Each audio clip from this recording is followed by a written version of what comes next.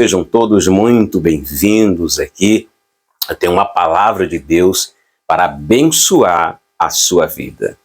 Hoje eu quero falar sobre Neemias, um homem a qual Deus o levantou com um plano, com um projeto de reconstrução. Neemias foi levantado por Deus como reconstrutor. Eu acredito que Deus ele quer te levantar como um reconstrutor do teu meio familiar, do teu meio social, aonde você habita, onde você trabalha. Entenda o plano e o projeto de Deus em sua vida e você vai ser muito bem sucedido. Desafios nós sempre vamos ter, você vai ter. Mas qual é a primeira coisa que você tem que ter em mente? Você tem que levar em consideração que tudo que Deus faz está relacionado, está intrinsecamente ligado em beneficiar o teu próximo, as pessoas que te cercam, ou a maioria das pessoas a qual você vai poder abençoar, ou alcançar com esse desígnio, com esse projeto. Neemias, ele era copeiro do rei. Algo aqui, uma lição preciosa nós aprendemos no livro de Neemias. Acompanhe comigo, abra sua Bíblia, abra a palavra de Deus, ela é viva e eficaz e vai te dar esclarecimento hoje aqui, nesse vídeo. Você parou nesse vídeo aqui para ser abençoado por Deus. No versículo 2 do capítulo 1, está escrito o seguinte: Anani, um dos meus irmãos, veio de Judá. Com mais alguns homens, perguntei-lhes pelos judeus que voltaram, que sobreviveram ao cativeiro, a respeito e também a respeito de Jerusalém. Eles me responderam: os que sobreviveram ao cativeiro estão em grande aflição e vergonha lá na província. Os muros de Jerusalém foram derrubados e as suas portas queimadas a fogos. Uma catástrofe generalizada.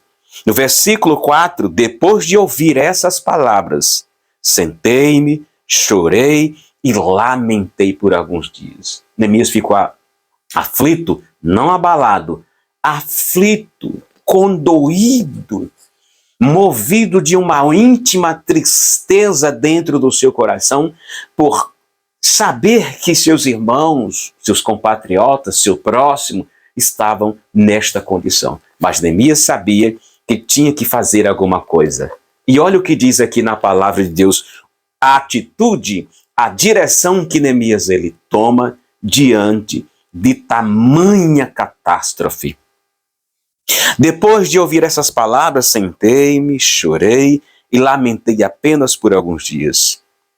E continuei a jejuar e a orar perante o Deus dos céus. Queridos, queridas, você que pode estar passando por algum momento de perda, divórcio, seja qual for o problema que você se deparou agora, está numa bifurcação, sem saber que direção tomar, sem saber quem procurar. Jeremias 33, 3, está escrito o seguinte: clama a mim e responder-te-eis coisas grandes e firmes que tu não sabes. Existem coisas que acontecem na nossa vida que nós não sabemos o porquê. Ficamos buscando resposta em todas as direções. A sua palavra diz que todas as coisas cooperam para o bem daqueles que amam a Deus. Tudo tem um propósito. Tanto as coisas boas como as coisas ruins. Todas as coisas cooperam. E a Bíblia vai dizer que Neemias, ele orou ao Deus dos céus e Deus começou a lhe dar um direcionamento. Começou a colocar um plano, a organizar a mente de Neemias. E você sabe qual foi o primeiro desafio de Neemias? Deus colocou no coração de Neemias em que ele teria que sair lá do palácio aonde ele servia ao rei Atarxerxes e ir para Jerusalém para reconstruir a cidade, para incentivar um povo que moralmente estavam abatido. Neemias tinha uma tarefa desafiadora muito grande pela frente. Mas Deus sabia que Neemias era um homem de ação e de atitude. Talvez seja isso que está faltando na sua vida. Você ter mais atitude, ter mais ação, iniciativa. Deus só trabalha com pessoas que têm disposição de fazer. Quando você tem disposição, os recursos aparecem. Quando você se posiciona, Deus ele toma uma atitude em relação a você. Mas primeiro você tem que se levantar. Primeiro passo em direção à saída das soluções da vida. Quem tem que dar é você. Levanta-te e põe-te em pé e eu falarei contigo. É assim que está escrito na palavra de Deus em Ezequiel capítulo 2. A Bíblia diz que a mulher, aquela mulher do fluxo de sangue, por exemplo, já tinha gastado com todos os médicos, já tinha gastado todos os seus recursos, mas por um acaso ela ouviu falar de um tal Jesus que curava cego, leprosos, colocava aleijados para andar. Ela ouviu essa notícia. Ela não viu, ela apenas ouviu. E ela vivia isolada por causa da enfermidade que ela já sofria há muitos anos, com fluxo, com uma hemorragia contínua. Daí você percebe e tem uma noção de como estava debilitada a situação daquela mulher, sem força, sem disposição, mas ela levantou-se e foi, porque o propósito, a vontade dela ser curada, a vontade dela resolver aquele problema que já estava fora da sua alçada, era maior do que as suas limitações. E ela foi contra tudo, não poderia aparecer em público, mas ela foi, e a Bíblia diz que Jesus estava cercado de uma multidão, tinha muita gente ali encarcando, apertando, porque aonde Jesus passava, Jesus sempre estava obrando milagre, prodígio, maravilha, abençoando, pregando a palavra de Deus.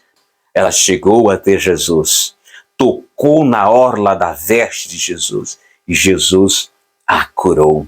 Você sabe que a oração de Neemias, ele sabia que tinha um desafio agora enorme pela frente, que era tentar convencer o rei Atarxerxes a liberá-lo para que ele fizesse essa grande obra, essa missão desafiadora. E ele ora no versículo 11, da seguinte forma: este é o segredo, talvez você ainda não entendeu, o segredo é a oração. O que a oração não fizer, nada mais pode fazer. Se você tem um grande desafio, um grande problema, a oração. Oração é uma comunicação a Deus. Dobre seu joelho, fale com as suas palavras se você não sabe orar. Converse com Deus, Deus ele vai entender, não precisa ser uma oração bonita, com palavras muito bem colocadas dentro dos vernáculos linguísticos da nossa língua portuguesa, que a gente fala mal pra caramba, essa é a grande verdade. E ora como você sabe, Deus vai entender. A palavra dele diz que antes que venha o pensamento em nossa mente, ele já sabe que você vai pensar. O que Deus quer ouvir de sua parte, quer ver de sua parte, é uma atitude em relação a essa situação. Levanta, por que estás prostrado? Deus não trabalha com ninguém prostrado. Deus sabe que nós temos o mínimo de força e de condições de se levantar da situação.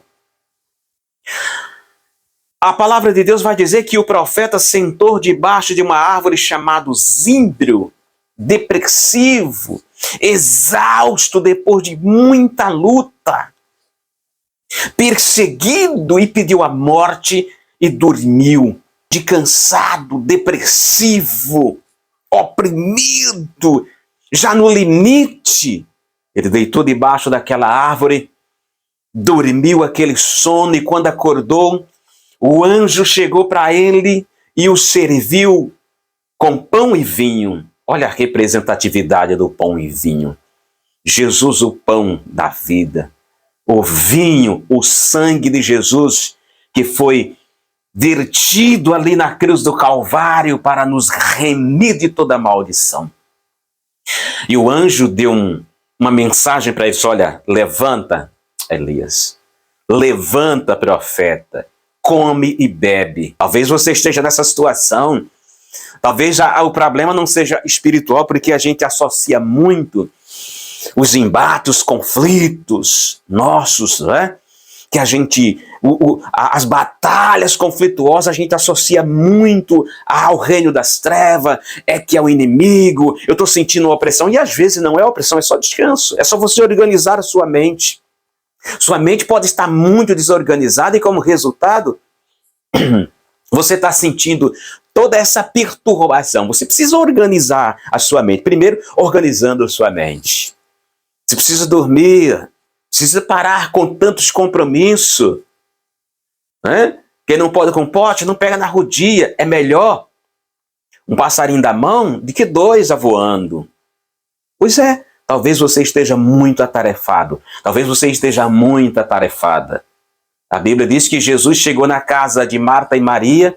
Maria correu para os pés de Jesus porque recebeu ele ali, era uma novidade, alguém especial na minha casa, eu vou parar tudo aqui e vou ouvir Jesus. Talvez você precise parar tudo e ouvir essa palavra. Deus pode estar falando, aliás, pode não, Deus está falando com você. Talvez você tenha que parar tudo e ouvir a voz de Deus. Seja o tempo de você parar com os corre, com os compromissos, com os chamas, com os convites. Chega um tempo na nossa vida, a Bíblia diz que tudo tem um tempo determinado e você precisa entender qual é esse tempo de Deus na sua vida. Será que não está no tempo de você parar, acalmar, dizer não para os compromissos, sossegar, aquietar essa mente, para que você ouça a voz de Deus? Maria foi ali aos pés de Jesus e Marta se incomodou com aquilo, porque ela estava ali nas tarefas diárias, ajeitava uma coisa, ajeitava outra. Talvez ela queria mostrar a casa muito bem arrumada para o Senhor Jesus, mas Jesus não estava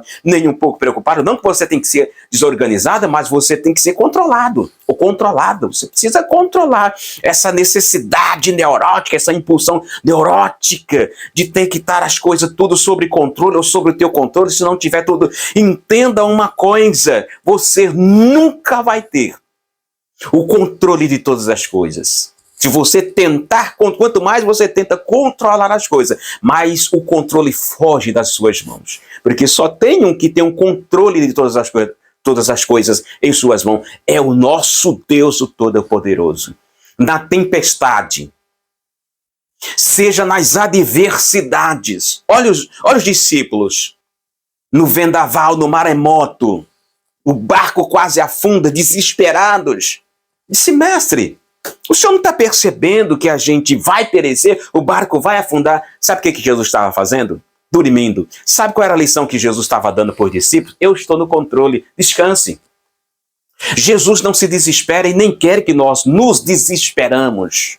Nós é que somos equivocados. Queremos que as coisas aconteçam no nosso tempo, agora, hoje, da forma como eu quero. Quanto mais você quer que as coisas aconteçam da forma como você quer, mais você vai se frustrar com a vida, com as pessoas, porque existe uma configuração no mundo estabelecida por Deus que não obedece ao que eu quero, obedece aos princípios que eu segui. Se você seguir os princípios que Deus estabeleceu no mundo, por essa configuração que só responde, só obedece aos princípios, às ordens de Deus, você vai ser bem-sucedido, você vai entender as intempéries, você vai entender as nuances da vida, você vai entender os contratempos, você vai entender que não existe estabilidade nenhuma, que todas essas coisas elas configuram exatamente para darem certo. Você precisa entender isso.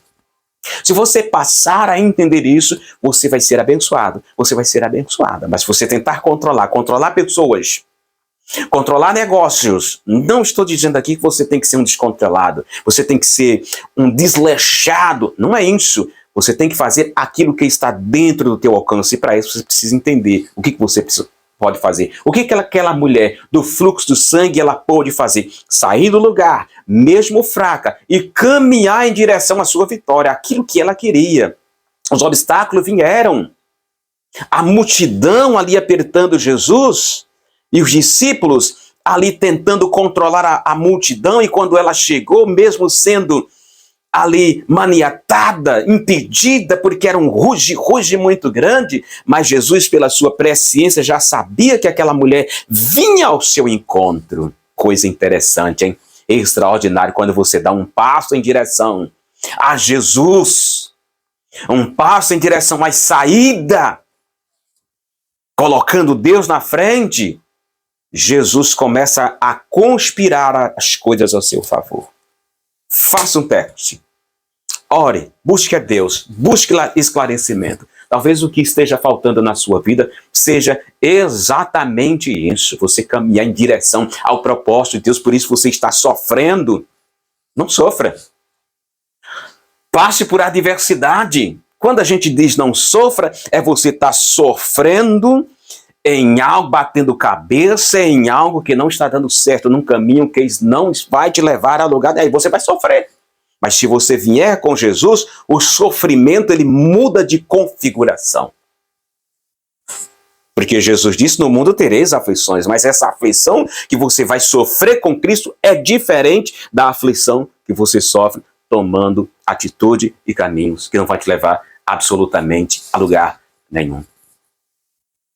Você precisa ouvir para ouvir a voz de Deus. E Marta, voltando aqui, recapitulando aqui a mensagem, Marta ficou preocupada porque talvez ela queria apresentar a casa muito bem arrumada, tudo bem, tudo no lugar, legal, isso é bacana, mas Jesus não estava preocupado absolutamente com nada disso.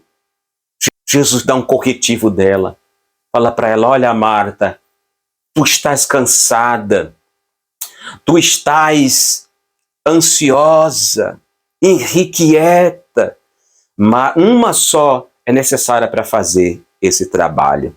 Maria, porém, escolheu a boa parte. Maria, porém, escolheu a boa parte, porque ela sabe que essa oportunidade é única. Ore a Deus. Olha o que Neemias fez aqui. Neemias começou a ter clareza. Neemias sabia que não podia continuar lamentando, que isso não ia resolver nada, só ia piorar as coisas. Deus não gosta de vitimistas. É verdade que ele reconhece e sabe as necessidades, as fraquezas, as limitações de cada um, mas você vai ficar aí prostrado, deitado nesse pecado, nesse erro, ou nessa situação que te pegou de surpresa. Você tem que se levantar. Você tem que entender que tudo tem um propósito da parte de Deus. E olha aqui, como Neemias orou no versículo 11 do capítulo 2 de Neemias. Pegue a Bíblia, abre a Bíblia, leia a Bíblia, abençoado, abençoada. Porque Deus quer abençoar a sua vida. E olha que oração bem direcionada. Ele sabia que precisava conversar com o rei Atarxerxes, mas o rei Atarxerxes era alguém severo, duro, além do mais, ele estava como escravo serviçal do rei ali, ele precisava da liberação do rei. Olha só, versículo 11, ó Senhor, que os teus ouvidos estejam atentos à oração deste teu servo, e à oração dos teus servos, cujo prazer está em temer o teu nome. Faze-me com que teu servo seja bem sucedido hoje, nesse negócio que eu vou acabar de sair agora para fazer. Ore dessa forma, faça com que teu servo seja abençoado nesse problema que eu vou resolver agora. Quem vai resolver é Deus através de você, não é Deus que vai resolver. Deus vai fazer aquilo que você não pode fazer. Você já ouviu isso em outro lugar, né? Olha só, concede-lhe a benevolência deste homem. Nessa época, eu era copeiro do rei. Ele ora aqui para que Deus abrande o coração do rei, para que Deus trabalhe na mente do rei ali e libere ele para ir fazer a obra que Deus colocou no coração. Olha que lição maravilhosa nós aprendemos aqui também. Neemias sabia que apesar de Deus ter colocado um propósito no coração dele, Neemias sabia que Deus é coerente com as leis e com as autoridades da terra. Quando Deus coloca algo no seu coração, porque foi Deus que colocou no seu coração, simplesmente você não pode sair por aí, por cima de paus e pedras, fazendo o que dá na telha, passando por cima de todo mundo. Não. A quem você deve satisfação? A sua família, sua esposa, seu esposo, seu líder espiritual, seu patrão? Deus tem coerência com as leis e com os líderes aqui da terra. E Neemias sabia que dependia da liberação do rei Atarxerxes, a qual ele servia lá no palácio. E por isso ele orou para que Deus fosse removendo os obstáculos. Faça isso. E a bênção foi maior do que ele esperava. Porque quando o rei entendeu que Neemias estava triste, ele foi servir o vinho ao rei, o rei percebeu que Neemias estava triste. E o rei fez a pergunta: por que tu está triste? Por que tu estás acabrunhado? E a Bíblia diz que Neemias temeu, mas aproveitou aquela oportunidade, orou mais uma vez em espírito. A Bíblia vai dizer, no capítulo 2 em diante, que ele orou. Quando o rei perguntou, ele disse: agora, essa é a oportunidade que eu vou falar com o rei Atarxerxes. Ó rei, viva para sempre. Ele foi culturalmente dando aquela saudação monarca.